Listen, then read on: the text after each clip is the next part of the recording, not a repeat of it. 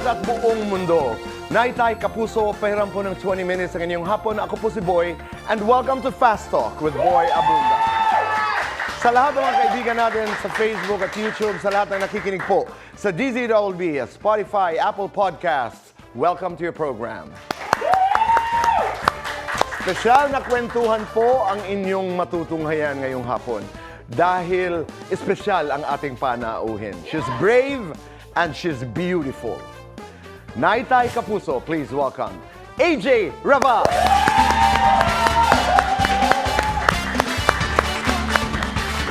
Hey Jay, maraming salamat. Kumusta na? Okay naman po. Lagi kang blooming. Thank you po. Kumusta ang mga kaganapan sa buhay? Okay naman po, Tito Boy. Peaceful. Ang ganda naman nun. Peaceful. Happy Mother's Day. Thank you so much. Sobrang malalim ang ibig nan sabihin para sa atin, lalo na sa mga kwentuhang naganap sa atin dito sa Fast Talk. Pero meron kang exciting na balita na magaganap ngayong darating na Sabado. Yes po, Tito Boy. Iniimbitahan ko po ang lahat na manood ng Magpakailanman, Batang Nanay, Tatlo ang Panganay, airing this May 16, 2026.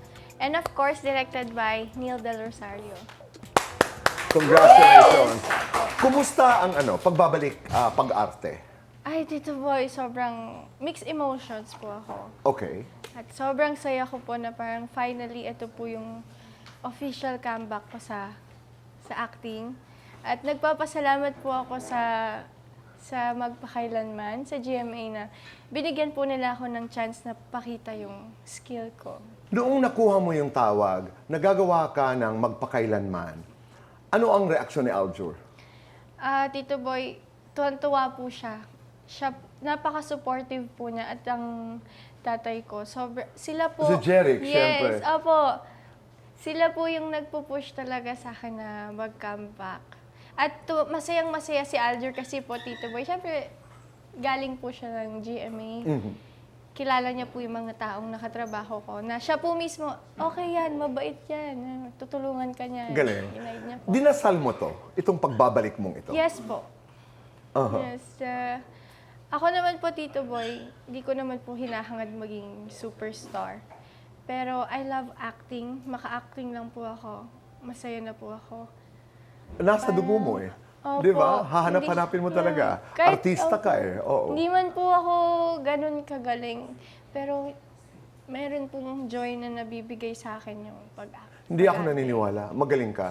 Thank Gusto mo you. subukan? Ay, Tito Boy, ready. Subukan natin ngayon. Di ba? Ay, ginagawa namin dito yan eh. Chang Susan, Kinabahan ako. ready ka ba makipag-eksena? Yes, Tito Boy, let's go. Halika, Chang Susan. Ganito lang ang eksena. Katuwaan lang to, di ba? Ano ba ang eksena? Nagsiselos ka dahil si AJ ang tunay na asawa. Ikaw ang ikaw ang other woman. So, tunay na asawa, ikaw pa ang nang-aaway, ha? Okay. Maraming mga direktor, maraming mga producers ang nanonood nito. Tingnan natin sa ating tatlo kung sino ang makukuha. Okay. Okay. Rolling, 5, 4, 3, 2, action! Huwag naman kayo mag-away. Huwag dito sa bahay ko. Ba't nandito ka? Binabawi ko na siya. Hindi siya sa'yo. Akin lang siya! Ang lakas ng loob mo. Sino ka para gawin yan? Ha? Sino ka ba? Binili ko na ang Sino ka? Binili ko ng pagkatao ng taong to! Baby, huwag kang papayag. Baby, huwag kang... Tutubusin ko siya! Ay! Hindi! Hindi mo kaya! Wala kang pera! Maraming... May pera ako. Alam mo, hindi ko nagugustuhan yung pananalita mo. Pumili ka! Pipili Pumili ka. ako. Sino ba ang pamimilian ko? Ikaw o... Siya. Sino ba yan? Ano mo ba siya? Ha? Bigla ka na lang dumadating dito. Para kang kabute. Siya ang panganay kong anak!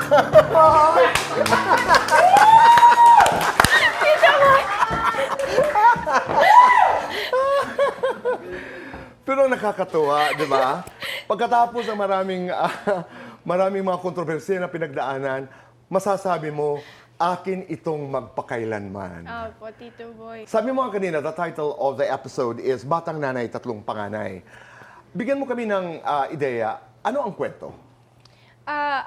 Ako po dito si Shena. Okay. Si Shena po, nagkaroon po siya ng anak ng bata siya. Teenage mama, Tito Boy. Pero meron po siyang hindi magandang experience kung bakit po siya nabuntis. You became a mother at what age? 17? Oo, 17 17. or 18. Oo, around that age. Oo.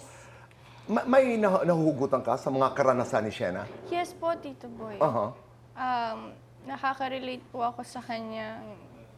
Confusion, mixed emotions ni Shena, at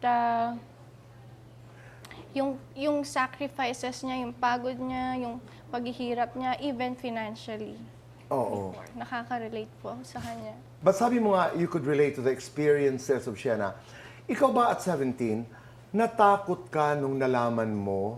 Or were you ready? Was it planned when you got pregnant? No, it wasn't planned, Tito Boy. So hindi nakaplano? Hindi. Anong nangyari? Take me back to that moment nung nalaman mong buntis ka. Tito Boy, that time, takot na takot ako nung nakita ko yung pregnancy test. Nasa ako nito nasa isang supermarket, washroom. Anyway, takot na takot ako. Hindi ko alam paano kung i-open up sa magulang ko. Siyempre, bilang isang bata na nabuntis na maaga, nandun yung paano yung pangarap ko, paano yung buhay ko, paano yung future ko. At, ayun, sa journey ng pagbubuntis ko, Tito Boy, nasabi ko sa magulang ko, nakatulong sila. Reaksyon nila nung nalaman? Ang nanay ko, reaction ng isang nanay na, alam mo yun, parang tahimik lang, iyak lang, gano'n lang. Pero ang tatay ko naman, Tito Boy, hindi ko sinabi sa kanya. Wala akong inamin, walang ano. Basta nakikita niya lang ako. Bumisita siya sa bahay namin. Bigla lang siya nagtanong, sabi niya, buntis ka ba? Ganon. Tapos di ako nagsasalita. Basta siya lang nagsasalita. Tapos sabi niya, wala na, nandyan na yan eh. Huwag na natin gawing problema to. Alagaan. Ganun lang, Tito Boy. Napaka-generic ng reaksyon. Pero makikita mo sa kanya yung malungkot siya para Siyempre. sa amin. Katulad mo, ang mga tanong mo di ba? Natural yung mga tanong, ano na mangyayari sa mga pangarap Yes, ko? Tito Boy. Saan na ako mapupunta? Was it an easy or a difficult pregnancy? Difficult, Tito Boy, sa panganay. Siguro po, makaka-relate po sa akin lahat ng mga mama dito pag first baby. First baby. Pinaka-difficult po, Tito How Boy. difficult And was then it? that time, yun po yung time na nag-workshop po ako sa Artist Center. Tito Boy. Okay. Yes, opo, I got pregnant. And then, bigla na lang po akong hindi uma-attend sa mga workshop. Okay. Yes. Pero hindi ka rin pwede magkwento kung anong nangyayari, Yeah, opo. di ba? Sinarili mo na lang yung iyong kwento. Ngayon, pag binabalikan mo, okay, mas naiintindihan na ngayon ng tao kung anong Opo, nangyayari kay Tito AJ. Boy. Pero nung time na yun po yung nararamdaman ko. Pero lumilipas po yung panahon. Siyempre, pag po nanganak na po kayo, mahirap, lahat ng paghihirap nandoon. Pero at the same time, once na makita mo na yung anak mo, andun na lahat ng love. Mahal mo na agad yun. Sabi nga nila, pag nakita mo na raw talaga yung baby, parang Opo. wala na. Tapos, Tito Boy, yun, nagtatanong ako sa sarili ko, paano yung pangarap ko, paano yung pangarap ko, paano yung baby. And then, naisip ko po na, ito na po yung buhay ko, ito na po yung plano for me. I-embrace ko na lang po yung nangyayari. At naisip ko din po, never stop chasing your dreams. You chase your dream with your child. I love that. Kaya Nakasulat yan. Kaya po, pinatato ko po to. Ito po yun. Kasi di ba po, pag, Anong nakasulat? it's never too late to be who you wanna be. It's Yes. never too late to be who you want to be. Yes. Oo. I like that. You don't stop to chase your dreams. you chase your dreams with your child. with your child. First time ko marinig yun. Totoo. And that's exactly what you did, di ba? Yes. So, kumusta naman yung buhay mo sa bahay niyo during the time? May baby ka na? Tito Boy, mahirap po. Mahirap po. Masakit po. At naranasan ko po din yung mahirap na buhay. Wala akong work, wala akong ano. AJ, sorry. Your partner during that time? Yung partner ko po, Tito Boy, okay naman po siya. Kaya lang, pareho kaming bata eh. He's a nice person. Right. Maayos siya, masipag naman, Tito Boy. Kaya lang Pero pareho katulad mo, bata. Yes, Tito Boy. Oo. Kaka-graduate lang din po niya noon, nung time na yon. So, That must have yeah. been difficult. Oo. Pero sige lang, sumuo lang Opo. kayo. Opo. And then, si Yana, and then naghiwalay po kami. Yan, tumira po kami ni Yana sa maliit na apartment. Kami po ni Yana.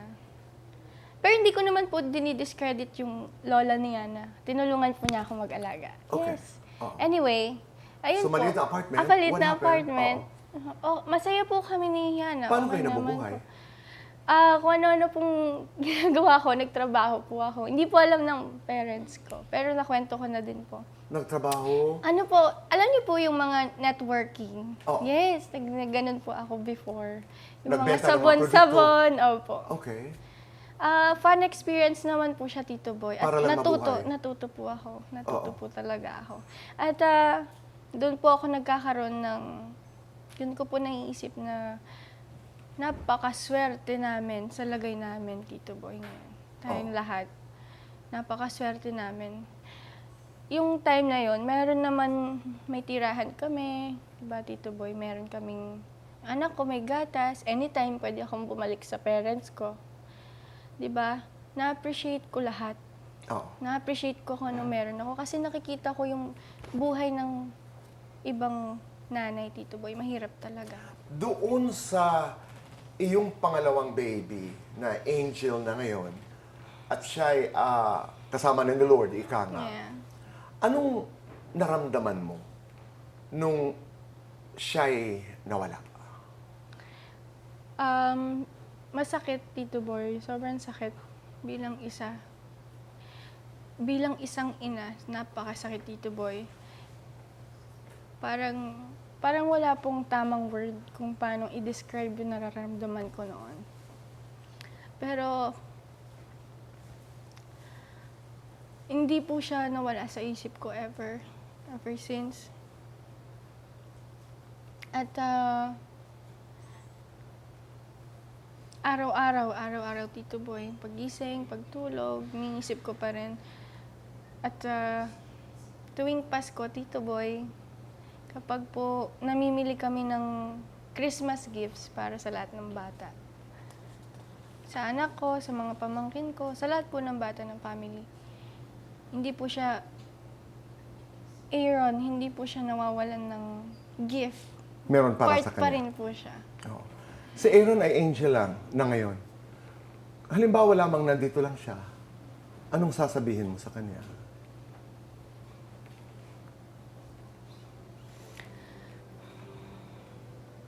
Ang masasabi ko sa kanya, Tito Boy, mahal na mahal ko siya. Hindi siya nawala sa isip namin, sa puso, kahit sandaling panahon lang namin siya nakasama.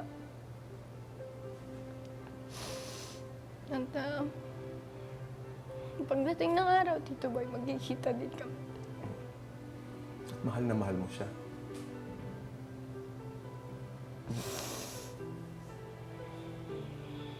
Siguro, yun lang po, Tito Boy. Sabi niya siguro. Sabi ni Aaron, Mami, huwag ka nang umiyak. Okay na ako.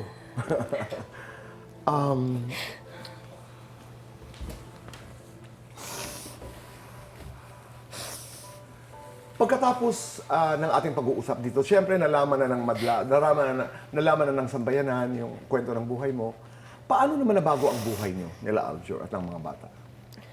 Sobrang peaceful po namin ngayon, Tito Boy. Hindi, noon, di ba, yung pagkatapos malaman ng tao, lumalabas na kayong magkakasama. Opo, lumalabas po kami. Nung after po namin dito, Tito Boy, ang ganda po ng kinalabasan, di ba? Actually, expected ko po nun, Tito Boy, bigay ko na lahat nung araw na yun. Di bali nang masira ako, mawala na ng trabaho. Mabigyan ko lang ng freedom yung mga anak ko. Okay na ako. Pero hindi ko po in-expect na ang ganda po pala ng kalalabasan, Tito Boy, nung interview na yon. Thank you so much, Tito Boy, You're for being welcome. fair. At salamat din sa iyong pagtitiwala. Thank you. And, At salamat, Jeric, sa iyong pagtitiwala. Thank you po. And ang una po namin ginawa ng mga anak ko, si Aljur at yung mga anak din po niya kasama namin. Nagbigay po kami ng pasasalamat sa Diyos. Sumaten po kami ng Thanksgiving Day. Nagpasalamat po kami. Nagsamba po kami, Tito Boy. Oh. Yan. Saya po. At ang sumunod ng mga kaganapan noon ay, di ba, nakakalabas na kayo. Opo. Nakakalabas na po kami. Sumunod din po nung November na interview na yun. Birthday din po ni Alkina. So first time po naming lumabas ng birthday niya, nag-mall po kami, kumain po kami sa labas. Third birthday po na yun. Let's do fast talk. Para... fast talk muna tayo. Okay. AJ, beauty o sex appeal? Beauty. Hot mom o strong mom? Strong mom. Matibay o marupok? Matibay na marupok. Matibay o marupok? Maarte o walang pake? Walang pake. Gentle parenting o tough parenting? Tough. More kids o tama na? More. Hindi, tama na. Stay silent o speak up? Speak up. Your favorite Kapampangan word? Kaluguranda ka. Anong ibig sabihin nun? I love you. Or your favorite Kapampangan ulam, dish? Buro. Gusto mong ginagawa sa'yo ni Aljur? Pag nagsasorry siya. Gusto mong ginagawa kay Aljur naman? Pinagluluto siya. Napapagod ka kapag Kapag ayaw makinig ng tao. alive na alive ka kapag Pag masaya yung family ko. naiinis ka kay Aljur kapag Pag ayaw niya makinig. kinikilig ka kay Aljur tuwing Pag nagsasorry siya, Tito Boy. mas mahirap kaaway, basher o ang tatay? Tatay. Mas masakit, maling akala o katotohanan? Maling akala. Yes or no? May access sa phone ni Aljur? Yes. Yes or no? Nangupit noon kay Jeric? No. Yes or no? Naligawan ng politiko? Yes. Yes or no? Nakatanggap ng indecent proposal? Yes. Lights on or lights off? On and off. Happiness or chocolates? Happiness. Best time for happiness? Anytime. Complete the sentence. At 25, natutuhan ko ng... Maging independent and strong. Oh. Ngayong nagbabalik ka dito sa Magpakailanman, ang aming dasal ay sana'y tuloy-tuloy na mga pelikula, mga teleserye. I mean, God bless you with more blessings. Pero halimbawa lamang, may nag-offer sa iyo ng isang sexy na pelikula, ng isang sexy role. Tatanggapin mo ba? Ang kasagutan sa magbabalik po ng Fast Talk with Boy Abunda.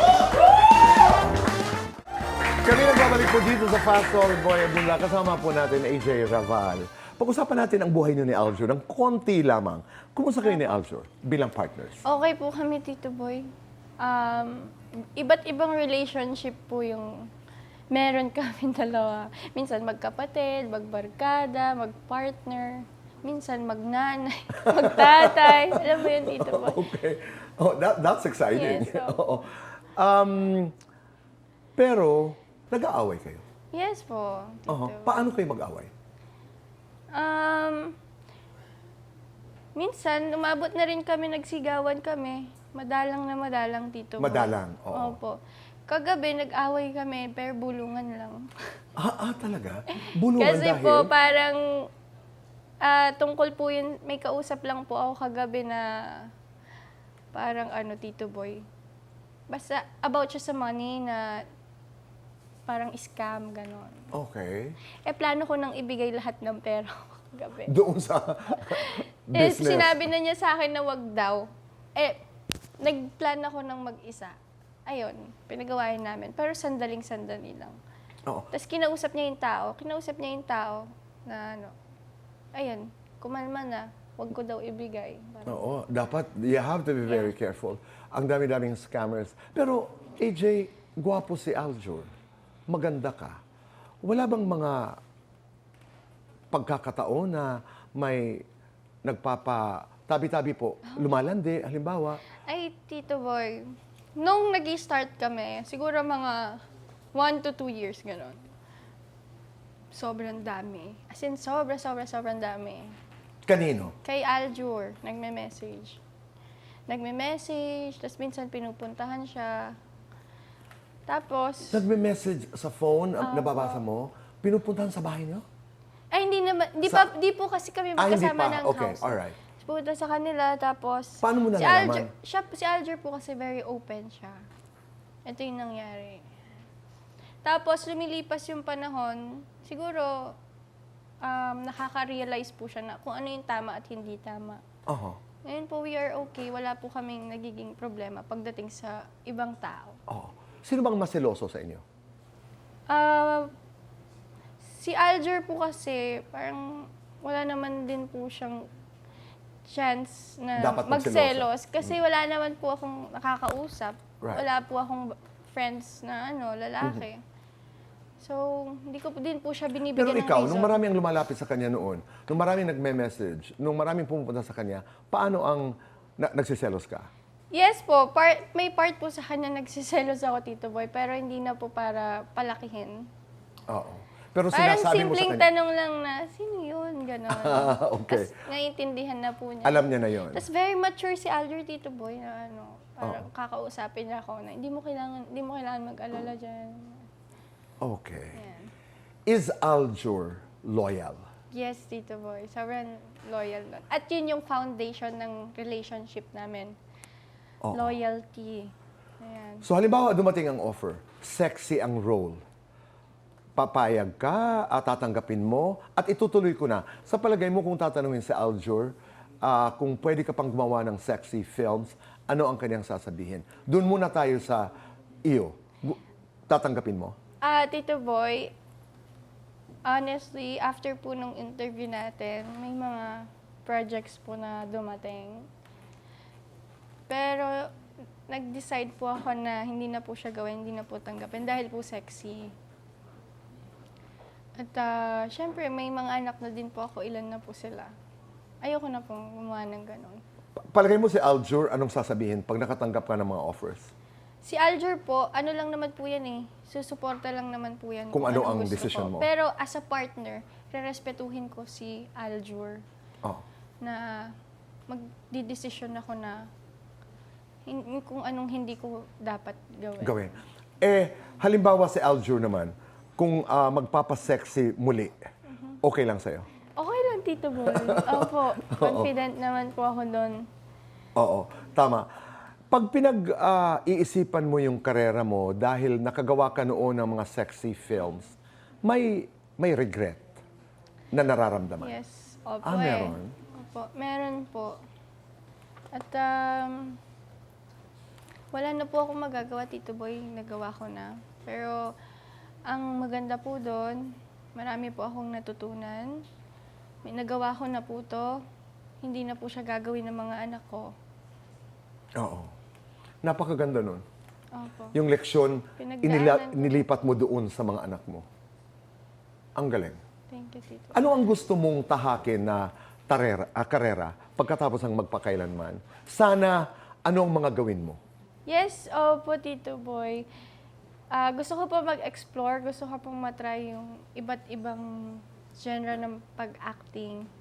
At ngayon po, gusto ko pong, parang feeling ko magaling po akong umiyak. Doon po sa magpakailanman, napalabas po nila sa akin yun. Congratulations. We're Thank very you so proud much. of you. Congratulations. Thank Sabi ko, anak ka ng fast talk eh. Yes, so, Tito Boy. Maraming salamat, AJ. Suportahan po natin sa AJ magpakailanman. Ito'y ngayong darating na Sabado. Panoorin po natin. Ang title ay Batang Nanay, 3 ang pangalan. Batang Nanay, 3 panganay. Maraming salamat. Jeric, maraming salamat. Yana, maraming salamat. Naitay, Kapuso, maraming salamat po sa inyong pagpapatuloy sa amin, sa inyong mga tahanan, araw-araw. Be kind, make your nanay proud, and say thank you. At sa mga pagkakataon na nalilito tayo at hindi natin alam kung anong ating gagawin, piliin gawin ang tama. Bihuan tama. Goodbye for now. God bless. Tito Boy. Sinong kasama mo doon sa magpapailan?